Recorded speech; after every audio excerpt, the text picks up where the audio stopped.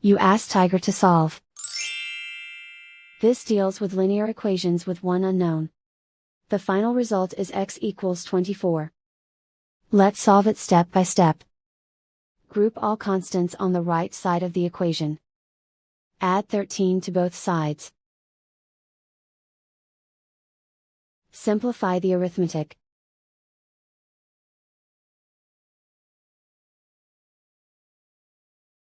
Isolate the x. Divide both sides by 2. Simplify the fraction. Find the greatest common factor of the numerator and denominator. Factor out and cancel the greatest common factor.